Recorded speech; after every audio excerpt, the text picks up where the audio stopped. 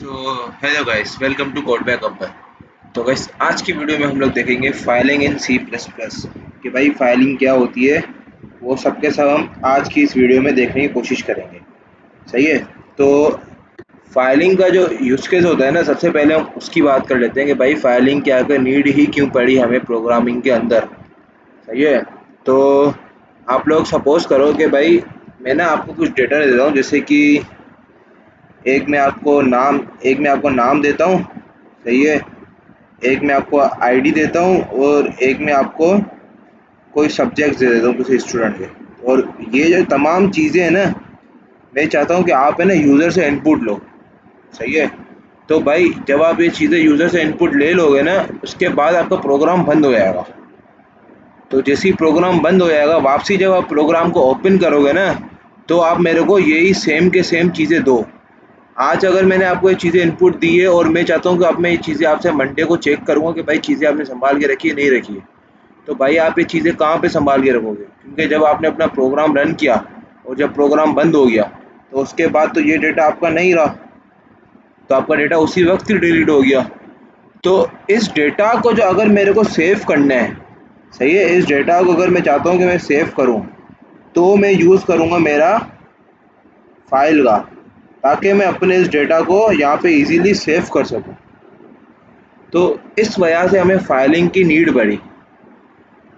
तो अगर मैं आपको एक और दफ़ा सही से बताऊं, तो सपोज़ करो कि भाई आप अगर कोई भी अपना नॉर्मली प्रोग्राम चला दो ना, आपने यूज़र से एक वेरिएबल ले लिया एंड नंबर, और यूज़र ने आपने यहाँ पे सी इन किया और यूज़र ने आपको नंबर की वैल्यू दे दी।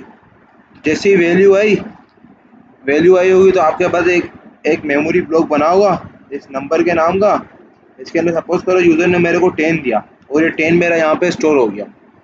और अब आपका ये प्रोग्राम यहाँ पे स्टार्ट हुआ था ना, ये आपका मेन फंक्शन था। यहाँ से आपका प्रोग्राम स्टार्ट हुआ होगा और जैसे ही वैल्यू ली होगी, यहाँ पे आपका प्रोग्राम एंड हो गया होगा। तो भाई इस लाइन पे आपका ये मेमोरी ब्लॉक बना होगा और इस वाली लाइन पे आपका इसके अंदर ये 10 गया होगा। और जैसे ही एक और लाइन जैसे ही नीचे आया ना, ये फर्स्ट लाइन, ये सेकंड लाइन और ये थर्ड लाइन पे जैसे ब्रैकेट पे पास आया, प्रोग्राम आपका टर्मिनेट हुआ और ये मेमोरी आपकी यहाँ से उड़ गई। सही है। तो अब मेरे को ये मेमोरी उड़ानी नहीं थी, मेरे को ये डेटा मेरा कहीं पे सेव करना था। तो उस डेटा को सेव करने के लिए हम लोग फाइलिंग का यूज़ करते हैं, ताकि हमारा डेटा परमानेंटली कहीं पे स्टोर हो जाए और जब तक मैं ना चाहूँ, जब तक मेरा डेटा ना डिलीट हो, ना इस डेटा में कोई एडिटिंग कर सके। तो इसलिए हम लोग फाइलिंग यूज़ करते हैं। सही है। तो अगर मैं आपको फाइलिंग का भी बताना स्टार्ट करूँ कि भाई हमारे टोटल कितने टाइप की फाइलिंग होती है, तो भाई हमने ना फाइलिंग टोटल दो तरीके से कर सकते हैं। टाइप्स अगर मैं आपको फाइलिंग की बताऊँ, सही है ना, तो हमारे पास फाइलिंग की टोटल दो टाइप होती है। एक टाइप होती है कि आप मतलब के वेरिएबल बाय वेरिएबल ऑब्जेक्ट को भेजो। वेरिएबल बाय वेरिएबल आप मतलब के फाइल में स्टोर करो। अब ये वेरिएबल बाय वेरिएबल मैं क्या कहना चाह रहा हूँ, तो आप इसको ज़रा समझना कि जैसे कि मैंने आपको ऊपर एग्जांपल दी ना, कि मेरे पास एक वेरिएबल स्ट्रिंग होगी नाम की, एक वेरिएबल होगी मेरे पास आईडी इंटीजर होगा और एक सब्जेक्ट होगा मेरे पास स्ट्रिंग। अब ये एक वेरिएबल, ये आईडी दूसरा वेरिएबल, ये सब्जेक्ट मेरा तीसरा वेरिएबल। तो पहले मेरा नेम जाएगा, फिर मेरी आईडी जाएगी, फिर मेरा सब्जेक्ट जाएगा। एक एक करके मैं डेटा को भेजूँ। अब दूसरा होता है कि हम पूरे ऑब्जेक्ट को भेजें। ऑब्जेक्ट अगर अभी हमने ऑब्जेक्ट ओरिएंटेड प्रोग्रामिंग पढ़ी नहीं है, तो उसको अभी स्किप करेंगे।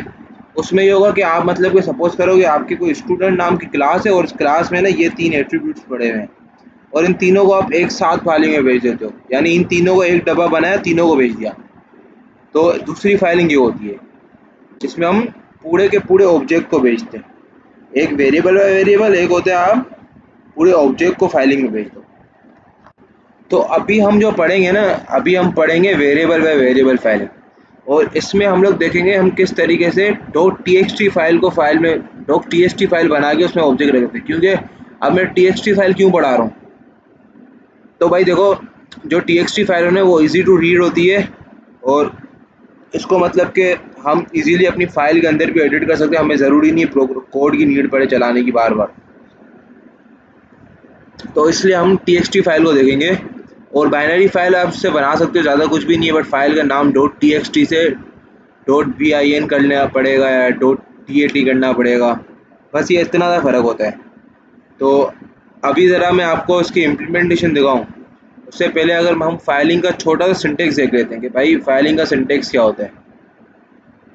सही है, तो भाई फाइलिंग को ना सबसे पहले आपको जैसे पता है कि भाई हम C++ प्रोग्रामिंग करते हैं, तो उसमें हम कोई भी अगर चीज़ यूज़ करते हैं ना तो उसके लिए एक लाइब्रेरी रिक्वायर्ड होती है। जैसे हम स्ट्रिंग यूज़ करते हैं तो हम string.h यूज़ करते हैं, सही है ना।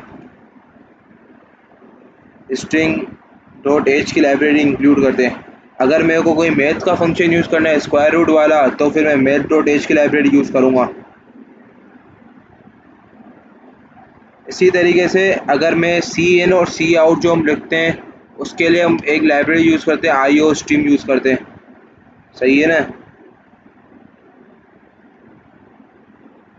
हम ये वाली लाइब्रेरी लगा रहे होते हैं iostream।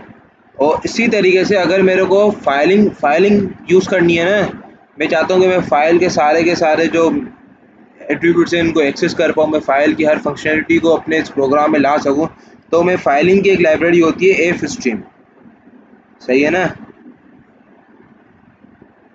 इसको मेरे को अपने प्रोग्राम के अंदर इंक्लूड करना पड़ेगा। तो इसके अंदर होता क्या है बेसिकली, इस fstream के अंदर हमारे पास दो ऑप्शन मिलते हैं, दो क्या बहुत सारे होते हैं, जिसमें एक होता है कि एक आप फाइल को किस तरीके से ओपन कर दो, और दूसरा होता है कि फाइल को किस तरीके से रीड कर दो। ओपन का मतलब ये होता है कि भाई आपको फाइल में डेटा किस तरीके से डालना है, यानी आपको अंदर फाइल में किस तरीके से डेटा डालना है, फाइल में किस तरीके से डेटा को इनपुट लेना है। और आउट रीड का मतलब क्या, फाइल से किस तरीके से डेटा को डिस्प्ले अपने वेरिएबल में ट्रांसफ़र करते हो। इसका मतलब ओपन का मतलब कि आप भाई अपने वेरिएबल में डेटा पड़ा हुआ है ना, आपने यूज़र से जो नाम एड्रेस सब कुछ लिया उसको आप फाइल में बाहर डालो, ये होता है फाइल में ओपन करने का मतलब। और जो फाइल के रीड का मतलब होता है कि आप जो डेटा आपके उसमें फाइल में पड़ा हुआ है ना, उसको आप किस तरीके से अपने उसमें डालते हो, उन वेरिएबल में वापस डालते हो। मेरे फाइल में ना एक मेरे पास ये .txt फाइल बनी हुई है ऐसे, सही है। ये मेरे पास कोई फाइल बनी हुई है जिसका मेरे पास नाम है, अच्छा एक सेकंड ज़रा मैं इसको सही कर लेता हूँ।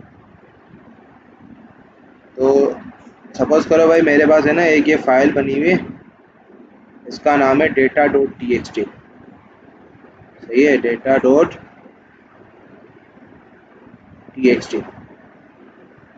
और इस फाइल के अंदर है ना मेरे कुछ वैल्यूज़ पड़ी, जैसे पहले पड़ा हुआ है 10, 11, 12, और ये मेरे पास पड़ा हुआ है int a, int b, int c, सही है।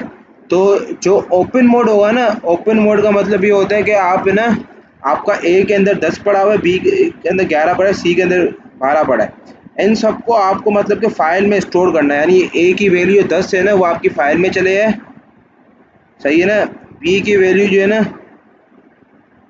बी के अंदर आपका 11 पड़ा हुआ है जो आपका फाइल के अंदर चले गया, और सी के अंदर आपका 12 पड़ा है जो फाइल के अंदर चले गया।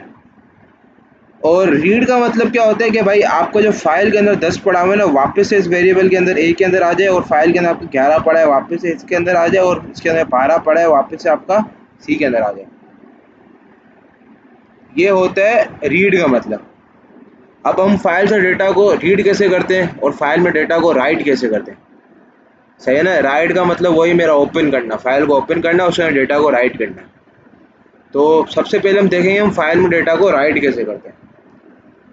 तो एक चीज़ याद रखना, आपको जब भी डेटा फाइल में यूज़ करना होता है ना, तो मैंने आपको बताया कि आपको ये ओपन में फाइल को ओपन मोड में खोलना होता है, सही है। तो अगर इसको मैं आपको एक चीज़ बताऊं, सपोज़ करो कि भाई आपने एक जगह पे कोई मेमोरी ब्लॉक एलोकेट किया, तो इसके अंदर डेटा डालने के लिए आपने मेमोरी ब्लॉक एलोकेट कैसे किया, आपने कोई वेरिएबल बनाया होगा ना, जैसे कि मैंने जैसे ही लिखा इंट ए, जैसे ही मैंने ये लाइन लिखी होगी मेरा ये मेमोरी ब्लॉक एलोकेट हुआ होगा। तो इसी तरीके से अगर आपको किसी फाइल में डेटा डालना होता है ना, तो आपको फाइल, जैसे अब मेरे को इस ब्लॉक के अंदर डेटा डालना है ना, तो मैं इस ए के थ्रू डेटा डालूंगा ना। इसी तरीके से अगर मुझे फाइल में डेटा डालना है तो भी मेरे को कोई वेरिएबल की नीड पड़ेगी। हाँ भाई पड़ेगी। तो आप उस वेरिएबल की डेटा टाइप क्या होगी, जैसे इसकी तो डेटा टाइप इंट थी ना, तो उस वेरिएबल की डेटा टाइप क्या होगी। तो भाई इस वेरिएबल की डेटा टाइप है ना, डिपेंड करता है कि आप फाइल को ओपन कर रहे हो या क्लोज कर रहे हो। तो सपोज करोगे सबसे पहले मैं फाइल को फाइल में डेटा राइट कर रहा हूँ, यानी मैं फाइल को ओपन कर रहा हूँ, तो मेरे उस वेरिएबल का जो होगा ना वो होगा, मैं उस वेरिएबल में क्या रखूँगा, अपना सबसे पहले ऑफ स्ट्रीम रखूँगा, यानी मेरी डेटा टाइप होगी ऑफ स्ट्रीम। अरे भाई ये क्या हो गया, सही है। तो अगर मेरे को डेटा फाइल में राइट करना है तो मैं जो यूज़ करूँगा ना, ऑफ स्ट्रीम का यूज़ करूँगा, ऑफ स्ट्रीम।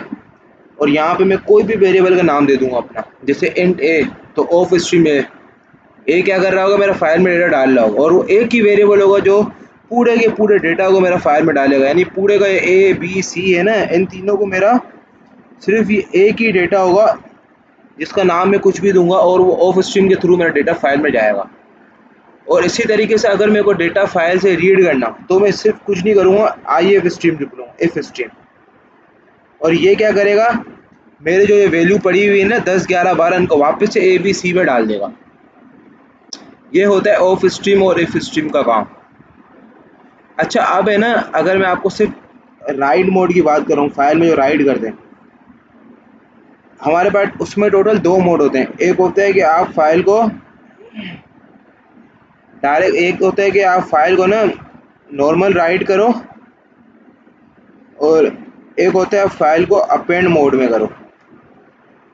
अब नॉर्मल राइट और अपेंड मोड में क्या फ़र्क है। अच्छा ये तो इसमें क्या होता है कि ना, जो नॉर्मल राइट होता है ना, सपोज करो कि भाई आपको यूज़र ने डेटा दे दिया एक वक्त में 10 11 12, और आपका प्रोग्राम टर्मिनेट हो गया। अब बाद में यूज़र आपको एक और डेटा देता है, वो होता है 13 14, सही है, 13 14 एंड 15। तो जब आप राइट मोड में खोलोगे ना, तो पहली दफ़ा तो आपका फाइल के अंदर 10 11 12 स्टोर होगा, पर जैसी दूसरी दफ़ा यूज़र डेटा देगा ना 13 14 15, तो आपका ये वाला डेटा फाइल से उड़ जाएगा और सिर्फ ये डेटा सेव हो जाएगा। बट अब मेरे को, मैं चाहता हूँ कि मैं दोनों डेटा को फाइल में रखूँ, यानी मेरे 6 के 6 वेरिएबल का डेटा फाइल में होना चाहिए, यानी 10 11 12 भी हो, 13 14 15 भी हो। तो इस चीज़ के लिए हम लोग यूज़ करते हैं अपेंड का मोड, सही है। और अपेंड मोड मेरा काम आता है, मैं को जब अपना डेटा जो है ना फाइल में सारा डेटा सेव करना, मेरा कुछ भी डेटा फाइल से इरेज ना होना चाहिए, तो इसलिए हम लोग अपेंड मोड का यूज़ करते हैं। और एक होते हैं हमारे पास रीड मोड, सही है, रीड मोड। और ये ऑफ कोर्स रीड का मतलब होता है कि फाइल से डेटा रीड करना।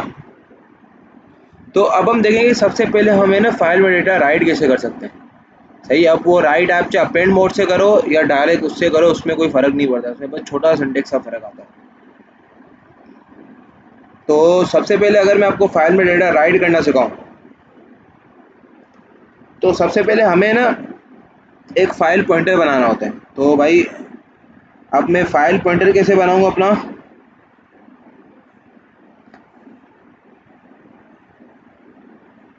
तो फ़ाइल पॉइंटर कुछ इस तरीके से बनेगा।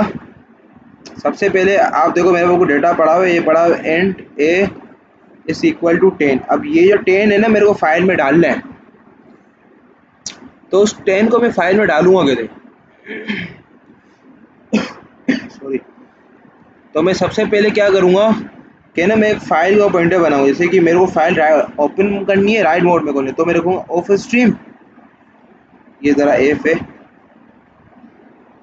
तो मैंने यहाँ पे रखा ऑफ स्ट्रीम, और ये मेरा फाइल पॉइंटर का नाम मैं दे देता हूँ फाइल, ऐसी रैंडम नाम, क्योंकि मेरे को डेटा राइट करना है तो मैं राइट दे कोई भी नाम दे दूँगा, मैंने अभी फाइल नाम दे दिया पॉइंटर को। अब मेरे को फाइल को ओपन करना है, बट किस फाइल को ओपन करना है, तो सबसे पहले मैं रखूँगा अपने इस फाइल पॉइंटर का नाम। अब अगर मेरे को फाइल को ओपन करना है, न्यू फाइल बनाना है, तो फाइल डॉट ओपन रखूँगा, और यहाँ पे ये राउंड ब्रैकेट बनाऊँगा, इसके अंदर मैं रखूँगा फाइल का नाम, जैसे मैं फाइल का नाम ये ऐसा मैं डालूँगा। अब इसके अंदर मैं अपने फाइल का नाम लिखूँगा, और .txt लिख दूंगा। लाइक अगर मेरा नाम है d.txt, सही है ना, d.txt, कोई मैंने ऐसी फाइल बना दी data.txt, और अब कोमा डाल के अब मेरे को फाइल किस मोड में ओपन करनी है, अपेंड मोड में ओपन करनी है, नॉर्मल ओपन करनी है। अगर मेरे को नॉर्मल ओपन करनी होगी तो मैं यहाँ पे डायरेक्ट ब्रेकेट डाल दूंगा। लाइक इसको मैं ऐसे ही बंद कर दूंगा, ऐसे ही बंद करके यूँ कर लूँगा, टर्मिनेटर लगा के बंद कर लूँगा। बट अब मेरे को फाइल को अपेंड मोड में ओपन करना है, सही है। तो मैं क्या करूँगा, इधर कोमा डाला और यहाँ पे मैंने लिखा iOS, और यहाँ पे मैंने ये मैंने लगाया स्कोप रेजोल्यूशन, यानी 2 कोलन जब लगाते हैं ना तो उसको हम स्कोप रेजोल्यूशन कहते हैं, सही है। और ये इधर आई को मैं पहले सही कर लेता हूँ, iOS स्कोप रेजोल्यूशन, और यहाँ पे रखूँगा A+P, यानी मेरा फाइल को बनाओ और उसको अपेंड मोड में ओपन करना है। यानी मैं जो डेटा डालूँ मेरा फिर बाद में जो प्रीवियस न्यू डेटा डालूंगा तो मेरा प्रीवियस डेटा से डिलीट नहीं होगा। इसको कहते हैं हम अपेंड मोड, सही है। इससे मेरी फाइल ओपन हो गई। अब मेरे को फाइल में डेटा डालना है, तो आपको पता है कि हमारे पास डेटा ना 3-4 किस्म का होता है। तो अब वो 3-4 किस्म का डेटा क्या होता है, वो डिफरेंट वेरिएबल के टाइप के ऊपर डिपेंड करते हैं। जैसे कि हमारे पास एक डेटा होता है इंटीजर, एक होता है हमारे पास फ्लोट, एक होता है हमारे पास करेक्टर, और एक होता है हमारे पास स्ट्रिंग। तो इन चारों को डालने के लिए ना हमारे पास एक तरीका होता है। तो सपोज करो मैं इन चारों के आपको वेरिएबल बना देता हूँ। तो इन सब के अगर मैं वेरिएबल बनाऊँ तो वो मेरे पास क्या होंगे, एक है मेरे पास इंट ए, और इसके अंदर कोई ना कोई वैल्यू पड़ी होगी, सही है ना। अभी मैं वैल्यू डाल रहा नहीं हूँ, इंट ए इक्वल टू कुछ भी होगा, float B is equal to कुछ भी होगा, 4c इज इक्वल टू कुछ भी पड़ा होगा, यानी कोई भी नंबर पड़ा होगा। इसी तरीके से स्ट्रिंग डी, और इसके अंदर कोई भी नाम वगैरह पड़ा होगा। अब इन चारों को मेरे को फाइल में स्टोर करना है। तो सबसे पहले हमने एक चीज़ देखी कि भाई हम जो है ना फाइल में डेटा कैसे डालते हैं। हमने फाइल बना दी, फाइल को ओपन कर दिया, और हमारे नाम क्या है, फाइल का पॉइंटर, मतलब हमारे जो फाइल के अंदर वेरिएबल जो होगा, जो हमारे फाइल के अंदर वैल्यू डाल रहा होगा, उसका नाम क्या है, फाइल। तो यानी अभी हम कोई भी चीज़ स्टोर करेंगे उसको फाइल के नाम से एक्सेस करेंगे, सही है। तो आप है ना एक चीज़ समझना, एक चीज़ याद रखना, फाइल में डेटा डालने का मतलब आप डेटा को स्क्रीन पे प्रिंट कर रहे हो, और स्क्रीन पे प्रिंट करने के लिए आप क्या यूज़ करते हो, सी आउट, और साथ में ये ग्रेटर देन की मत, हाँ ये वाली साइन यूज़ करते हो, ओ ये वाली साइन यूज़ करते हो, लेस देन की, सही है। फाइल में डेटा अगर आपको स्क्रीन पे डेटा प्रिंट करना होता है तो आप सी आउट का यूज़ करते हो और ये साइन डालते हो। और सी आउट आपका क्या काम करता है, आपका डेटा स्क्रीन पे प्रिंट करता है। इसी तरीके से अगर मेरे को डेटा मेरा इसी तरीके से सेम सी आउट का ये यूज़ होता है हमें फाइल में डेटा को ट्रांसफ़र करने के लिए। लाइक जब आप फाइल में डेटा डालते हो उसका मतलब यही है कि आप अपना डेटा स्क्रीन पे प्रिंट कर रहे हो, और इस चीज़ के लिए आप यही सेम सिंटेक्स यूज़ करोगे, बस आप इधर सी आउट नहीं यूज़ करोगे, क्योंकि सी आउट काम करता है स्क्रीन पे प्रिंट करने के लिए। और जो हमारा फाइल का जो पॉइंटर है, लाइक जो हमने नाम दिया है ना, जो हमने फाइल बनाई और उस फाइल को हमने वेरिएबल बनाया, तो जो फाइल का वेरिएबल होगा ना, वो वेरिएबल आपका काम करेगा डेटा को, उस डेटा को फाइल के अंदर प्रिंट करने में। तो यानी मैं सी आउट की जगह सिंपल क्या रखूँगा, मेरा जो फाइल का जो वेरिएबल था ना, जिसका मैंने नाम फाइल दिया था फाइल बनाते वक्त, फाइल को जब मैं ऑफ स्ट्रीम करके लिख रहा था, फाइल जो मैंने नाम दिया था, तो वो वाला वेरिएबल मैं यूज़ करूँगा फाइल के अंदर डेटा राइट करने के लिए, समझे। तो यानी अब मेरे को फाइल के अंदर डेटा क्या भेजना है, ए बी सी डी भेजना है ना, तो मैं सिंपल सी आउट वाला ये लगाऊंगा। बट इधर मैं सी आउट क्या रखूँगा, अपने उस वेरिएबल का नाम रखूँगा जो मेरा फाइल में डेटा ट्रांसफर करने के लिए लगाऊंगा, यानी फाइल। अब मैं इधर ए रखूँगा, सही है। अब मैं चाहता हूँ कि मेरा डेटा है ना कुछ इस तरीके से ऑर्गेनाइज आके है, मेरा ये हो, यहाँ पे मेरी ए की वैल्यू, फिर लाइन छूट जाए, फिर बी, फिर लाइन छूट जाए सी, और फिर डी। इस तरीके से मैं क्या करूँगा, मैंने ए लिखा और यहाँ पे वापस से इधर करके एंडल लिख दिया, सही है। और फिर यहाँ पे मैंने वापस फाइल लिखा,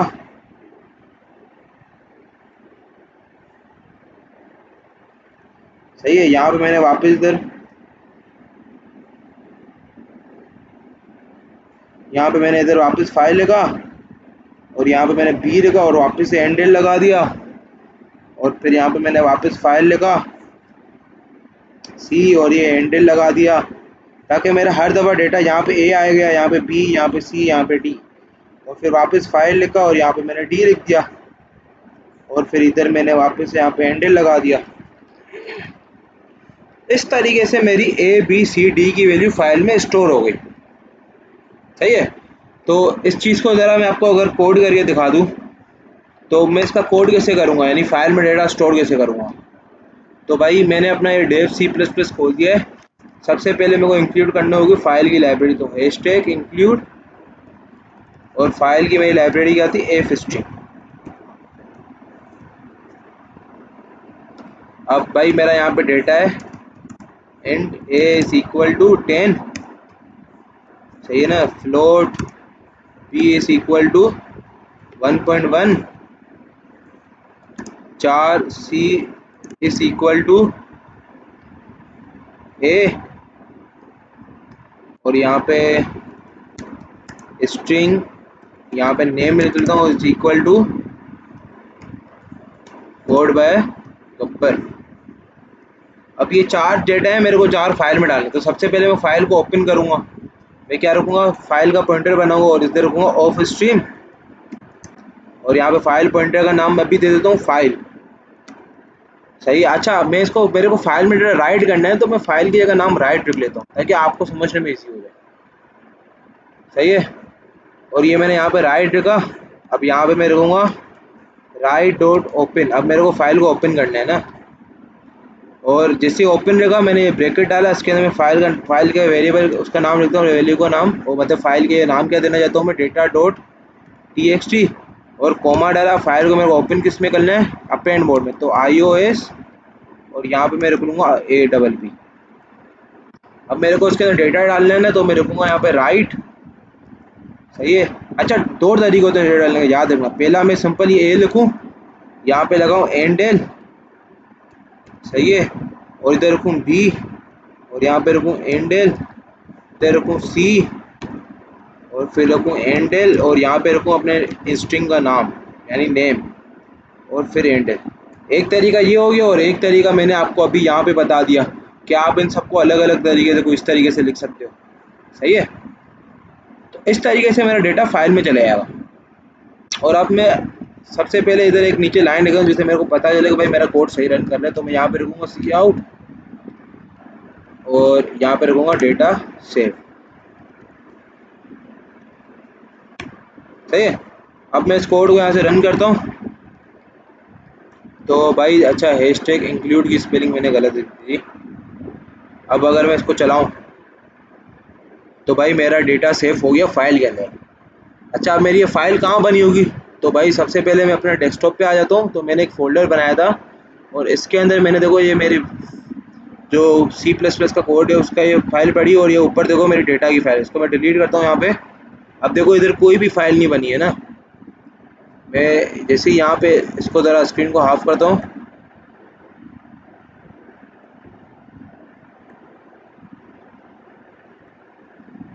सही है। और अब अगर मैं यहाँ पे अपने इस कोड को रन करूँ ना, तो देखो मेरे पास आया डेटा सेव, और मेरी यहाँ पे देखो डेटा की फाइल भी बन के आ गई। सही है। तो अब अगर मैं इस फाइल को ओपन करूँ यहाँ से, तो देखो मेरा फाइल के अंदर क्या आ गया, 10 आ गया, 1.1 आ गया, ए आ गया, और कोड बैग ऊपर आ गया। अब ये डेटा मेरा सारा फाइल के अंदर स्टोर हो गया। और देखो ये एंडल मैंने एंड में लगाया ना, तो इसका मतलब अब जो मेरा फाइल डेटा डालूंगा ना, मेरा यहाँ से आएगा, नीचे वाले कर्सर से आएगा। अब देखो एक और चीज़ देखो, अब मैंने यहाँ पे ना अपेंड मोड का यूज़ किया था। इसका मतलब अब मैं वापस से इसको रन करूँगा, तो देखो क्या हुआ, डेटा सेव, वापस से डेटा सेव आया। और अगर वापस से मैं ये फोल्डर ओपन करूँ, तो देखो मेरा वापस से डेटा रिपीट हो गया। अब अच्छा, अब अगर मैं क्या करूँगा, इसी फाइल को राइट मोड में ओपन करूँगा। सही है ना। यानी राइट मोड में कैसे करूँगा, सिंपली यहाँ से मैं अपेंड हटा दूँगा। और अब अगर मैं इसको यहाँ से रन करा ना मैंने, तो देखो क्या हुआ होगा, तो मेरा सारा डेटा हो गया और वापस से यही डेटा आ गया। सही है। अभी एक और दफ़ा समझा देता हूँ। अब मैं कुछ डेटा चेंज कर लेता हूँ ना, ताकि आपको समझ में आए। मैं इसकी वैल्यू करता हूँ 1, इसकी वैल्यू करता हूँ 2.1 और इसकी वैल्यू करता हूँ b और इसका खाली मैं रखता हूँ गब्बर। कोड कोड हटा देता हूँ, कोड पे हटा देता हूँ। और अब अगर मैंने इसको चलाया ना तो देखो मेरा डेटा सेव हुआ। और मैं अभी ज़रा यहाँ पे अगर फाइल में जाता हूँ तो देखो मेरा पुराना डेटा हो गया, सिर्फ नया डेटा आ गया। ये होता है खाली राइट मोड में करने का। सही है, तो मैं इसको वापस ज़रा अपेंड मोड में कर लेता हूँ। तो अपेंड मोड में करने के लिए मैं क्या करूँगा, बस पुराना डेटा वापस लेता हूँ और यहाँ पे मैं iOS और अपेंड लगा दूँगा। सही है। अब मेरे को करना है अपना डेटा फाइल से रीड। तो रीड करने का ना हमारे तरीका थोड़ा डिफरेंट होता है। राइट करने के लिए आपके पास स्ट्रिंग भी इस तरीके से राइट हो जाती है। लाइक अगर आप किसी स्ट्रिंग को स्क्रीन पे प्रिंट करा दो ना, तो एक सेकंड ज़रा एक और बार वापस से बता दूँ, मैं ज़रा इसको कमेंट आउट करता हूँ। और देखो अब अगर मैं ये सेम डेटा है ना इनको अगर प्रिंट कराऊँ तो मैं यहाँ पे क्या रखूँगा, सिंपली सी आउट रखूँगा। इससे मेरा डेटा मेरा स्क्रीन पे प्रिंट हो जाएगा। सही है, देखो मेरा डेटा प्रिंट हो गया स्क्रीन पे। तो अगर मैं डेटा इनपुट लेता हूँ तो क्या मैं इसी तरीके से, मतलब कि सबको इनपुट लेने का सेम तरीका होगा? नहीं होगा, क्योंकि मैं जब स्ट्रिंग को इनपुट लेता हूँ तो मैं गेट लाइन फंक्शन का यूज़ करता हूँ। सही है, तो उसी तरीके से। और स्क्रीन पे इनपुट लेने का मतलब क्या होता है कि आप डेटा को कहीं यूज़र से लेके इन वेरिएबल्स के अंदर वापस डालते हो। और फाइल से डेटा को रीड करने का मतलब क्या होता है कि फाइल से डेटा आपका वापस इन वेरिएबल्स के अंदर आ जाए। तो जब डेटा यूज़र वेरिएबल के अंदर डाले, फाइल वेरिएबल के अंदर डाले, सिंटेक्स तो सेम होगा ना। इंट फ्लोट चार तो आप नॉर्मल सीन करके अंदर ले लोगे, बट आपको जब स्ट्रिंग लेना होगा तो आप गेटलाइन फंक्शन का यूज़ करोगे ना। तो भाई इधर भी गेटलाइन फंक्शन ही यूज़ होगा डेटा को फाइल से निकाल के वेरिएबल के अंदर डालने के लिए। सही है। और ये गेटलाइन फंक्शन कैसे यूज़ होगा तो वो अभी सीखेंगे। सही है, तो अब हम देखेंगे कि हम किस तरीके से डेटा को फाइल से रीड करवाते हैं। सही है, तो सबसे पहले अगर अब मेरे को डेटा फाइल से रीड करना है तो मैंने यहाँ पे रीड मोड का हम देखेंगे। तो रीड मोड के लिए हम लोग यूज़ करते हैं IF स्ट्रीम। IF स्ट्रीम हमने रखा और यहाँ पे फाइल पॉइंटर का नाम आप कुछ भी दे दो। मेरे को फाइल से रीड करना है तो मैं इधर पॉइंटर का नाम रीड ही दे देता हूँ। सही है, ताकि आपको समझ में आ जाए। अब मेरे को फाइल को ओपन करना होगा। सही है, तो मैं रीड डॉट ओपन रखूँगा। रीड डॉट ओपन, रीड मेरा वेरिएबल का नाम आ गया, डॉट और इधर मेरे को ओपन। अब किस फाइल को ओपन करना है? मेरी फाइल का नाम है data.txt। मैंने उस फाइल को ओपन किया, बस यहाँ पे आपका ख़त्म हो गया। सही है, मैं डेटा का शॉर्ट लिख लेता हूँ d.txt। तो जैसे आपने फाइल ओपन की ना, अब मैं इंटीजर, फ्लोट और करेक्टर को कैसे रीड करूँगा उसका सेम तरीका होता है। और इसका तरीका क्या होता है? इसका तरीका ये होता है, आप सिंपली अपने जो फाइल का जो वेरिएबल का नाम दिया है, रीड मैंने नाम दिया है, मैं रीड रखूँगा। और डेटा मेरे को जिन वेरिएबल के अंदर डालना है मैं वो रखूँगा। तो और मैं सबसे पहले साइन क्या डालूंगा, सीन के में क्या होता है, ग्रेटर देन का साइन होता है ना। तो मैंने ये डाला, मेरे को ए के अंदर रीडर डालना था पहला। अच्छा, डेटा आपका फाइल में कुछ सीक्वेंस से पड़ा था ना।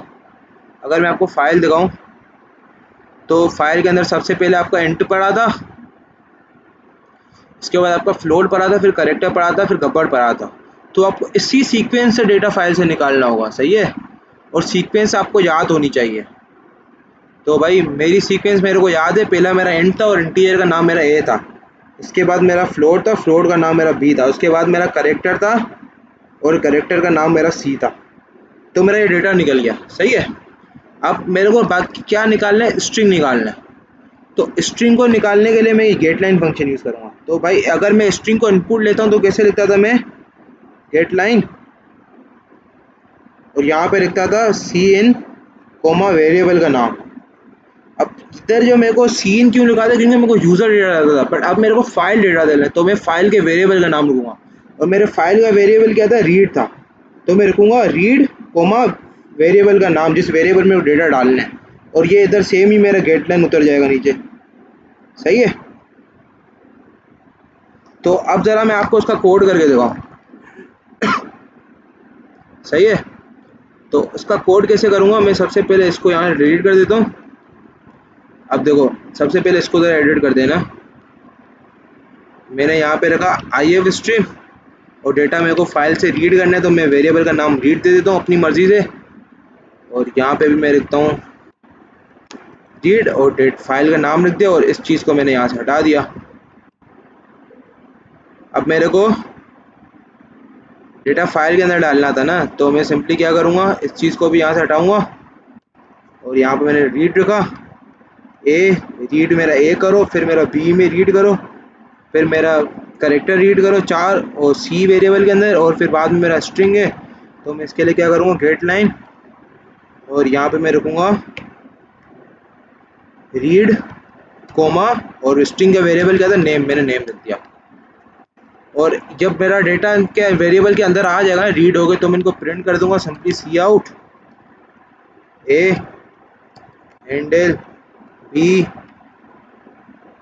हैंडल सी हैंडल, और ये आ गया मेरा नेम, और यहाँ पे हैंडल।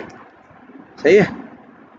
तो अब ज़रा मैं इस कोड को चलाऊं, तो देखो मेरा इसने ए बी सी प्रिंट कर दिया, बट मेरा इसने नाम प्रिंट ही नहीं किया। अरे भाई ये क्या मसला हो गया। तो एक चीज़ अभी आप समझना, वो चीज़ क्या है।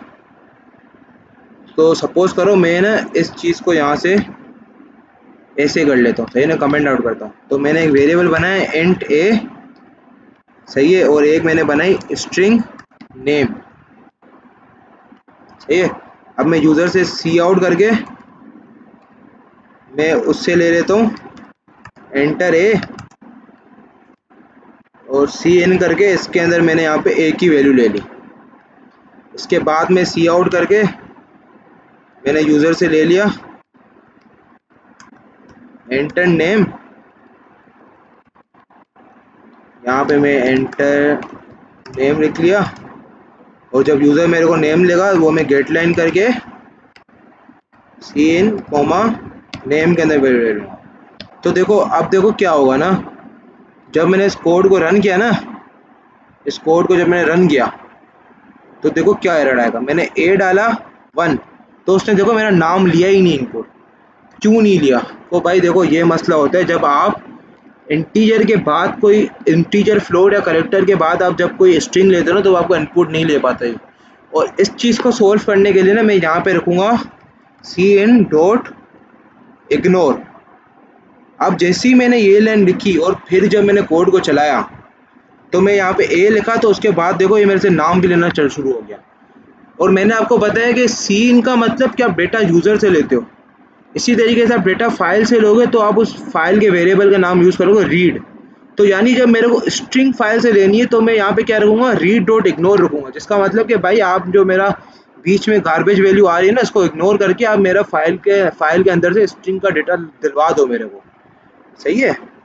तो इस चीज़ के लिए जब मैं स्ट्रिंग को फाइल से ले रहा हूँ ना, स्ट्रिंग डेटा यूज़र से लूँगा, फाइल से लूँगा, तो मैं यूज़र से लूँगा तो मैं क्या रखूँगा, सीन डॉट इग्नोर। बट जब मैं फाइल से डेटा लूँगा, तो मैं फाइल का वेरिएबल डॉट इग्नोर लूँगा, वेरिएबल का नाम डॉट इग्नोर लूँगा। तो मेरे वेरिएबल का नाम क्या था, रीड डॉट, और यहाँ पे मैंने लिखा इग्नोर। और अब अगर मैं इस कोड को चलाऊँ, तो देखो मेरा इसने ले लिया। सही है। और मेरा फाइल के अंदर भी यही डेटा पड़ा था 1, 2.1 बी और गब्बर। सही है। तो ये था किस तरीके से फाइल से डेटा को इनपुट लेते हो। अच्छा, तो अब हम देखेंगे कि अगर हमारे पास डेटा मल्टीपल हो, सही है ना। तो अब देखो मैंने ना इस फाइल को यहाँ पे ओपन किया था, मैं आपको वापस से उसी कोड पे लाके दिखा दूँ। सही है।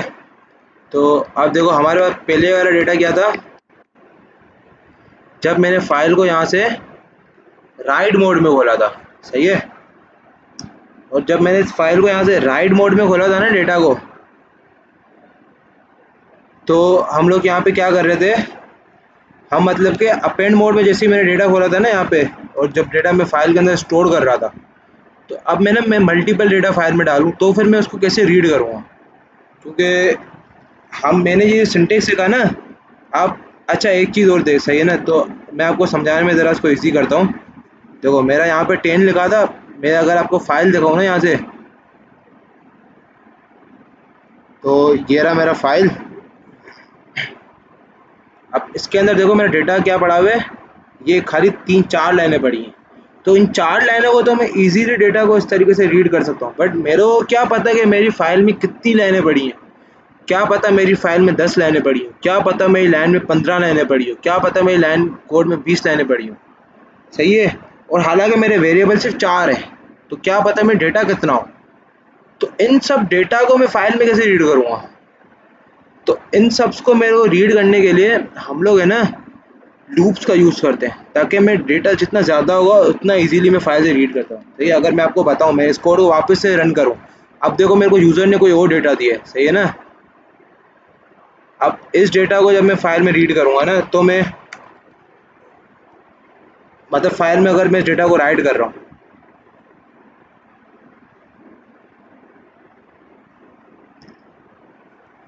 अच्छा इसको मेरे को ऑफ स्ट्रिंग करना था। सही है।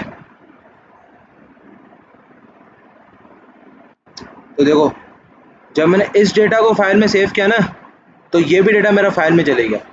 अब मैं डेटा को वापस से चेंज करता हूँ, मैं यहाँ पे करता हूँ 9 और यहाँ पे मैं करता हूँ 3.1 और यहाँ पे मैं करता हूँ Z और यहाँ पे करता हूँ मैं कोड कपर। अब मैंने इसको रन किया, तो देखो मेरा ये डेटा भी फाइल में चले गया। मैं आपको दिखा देता हूँ। सही है। तो देखो अब मेरे फाइल में डेटा कितना हो गया, मेरे फाइल में 9 लाइनें आ गई। और अब अगर मैं इस डेटा को फाइल से रीड करूँगा ना, तो मैं फाइल से अगर मैं इस डेटा को यहाँ से रीड करूँ, सही है, इसको मैं यहाँ से हटा देता हूँ। और ये सब चीज़ें मैं वही कर रहा हूँ जो मैंने अभी आपको पढ़ाई है, इसलिए बस मैं थोड़ा जल्दी जल्दी कर रहा हूँ क्योंकि वीडियो लंबी हो जाएगी वो। और फिर यहाँ से मैंने इसको रीड किया फाइल से डेटा, और यहाँ पे सी आउट करके डेटा को प्रिंट कर दूँगा। और रीड कैसे किया, रीड ए बी सी, और यहाँ पे गेट लाइन फंक्शन का यूज़ किया, और इधर मैंने क्या रखा, रीड कोमा नेम। अब देखो अभी आपके हिसाब से मेरे पास सारा डेटा फाइल से रीड करना है ना, मेरे को सिर्फ स्पेसिफिक एक दो चीज़ें तो रीड नहीं करनी। मैं चाहता हूँ कि मेरा डेटा फाइल से सब रीड हो जाए। तो अब मेरा रीड कितना होता है देखो फाइल से, तो भाई मेरा जो फाइल से डेटा रीड हुआ है ना, वो सिर्फ और सिर्फ मेरा चंद 3-4 शुरू की जो 4 लाइन है ना वो रीड होगी। यहाँ पे मैं एक रीड डॉट इग्नोर लिख लेता हूँ ताकि मेरा स्ट्रिंग भी आ जाए।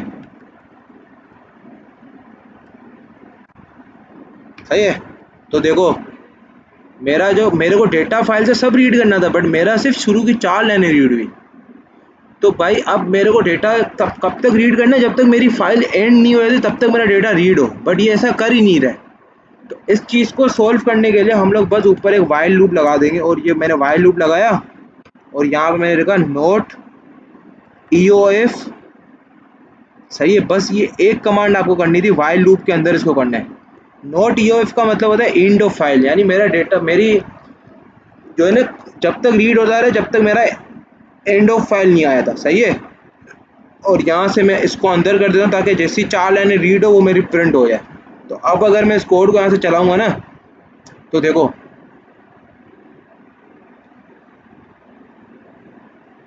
ये मेरा क्या करेगा, पहला मेरा ए रीड करेगा, फिर मेरा बी रीड करेगा, अच्छा रीड ए,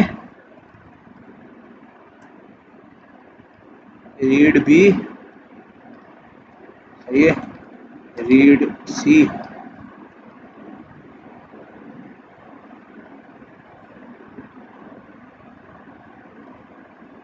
तो अगर मैं इसको इस ए को यहाँ से हटा के इसके अंदर करता हूँ,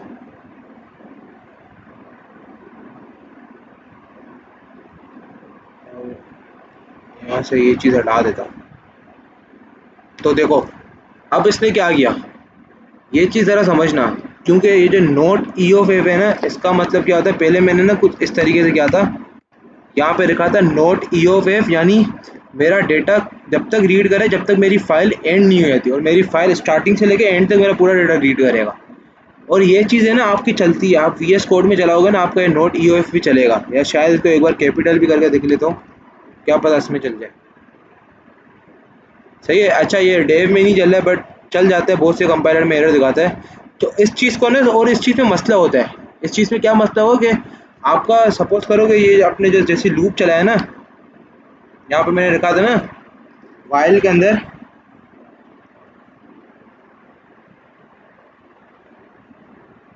मैंने यहाँ पे लिखा था ना, वाइल के अंदर नोट ई ऑफ एफ।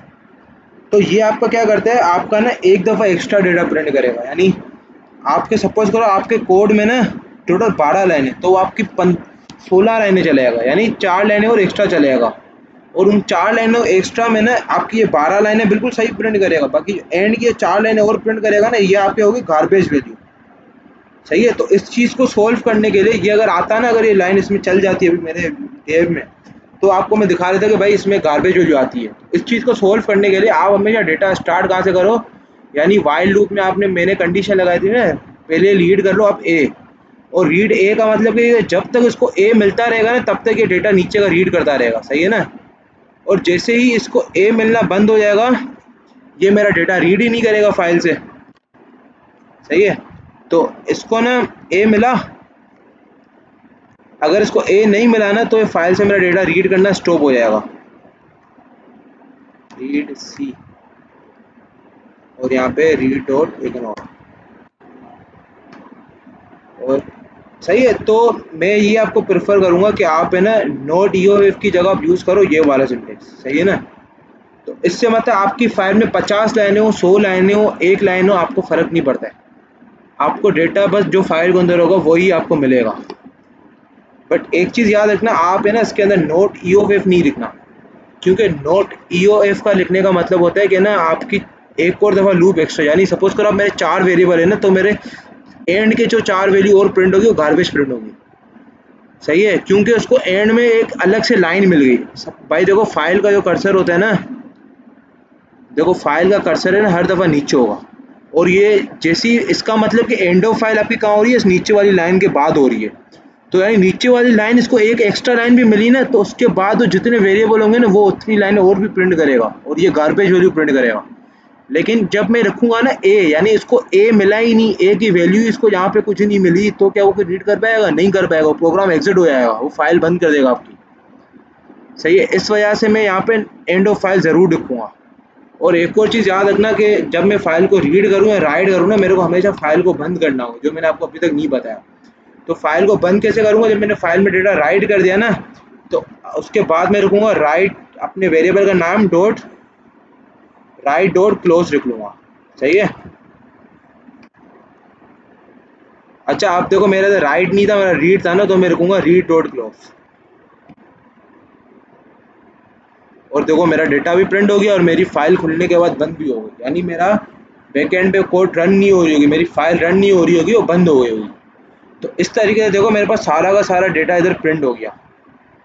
तो अगर आपको ये हमारी फाइलिंग समझ में आई हो ना, और ये डीपली मैंने आपको फाइल की हर एक चीज़ बता दी है, तो अगर आपको फाइलिंग की वीडियो अच्छी लगी हो तो प्लीज़ हमारे चैनल को सब्सक्राइब कर दें, हमारे इस वीडियो को लाइक कर दें। मिलते हैं अगली वीडियो में। और अगली वीडियो में हम ट्राई करेंगे कि मैं आपको फाइलिंग से किस तरीके से डेटा डिलीट करते हैं, किस तरीके से डेटा को सर्च करते हैं, डिलीट सर्च करके डिलीट करना, वो सब के सब हम अगली वीडियो में देखेंगे। किस तरीके से एक डेटा डिलीट करने के लिए हम किस तरीके से डेटा को एक फाइल से दूसरी फाइल में मूव करेंगे, सब के सब अगली वीडियो में हम देखेंगे। तो मिलते हैं अगली वीडियो में, जब तक के लिए अल्लाह हाफिज़।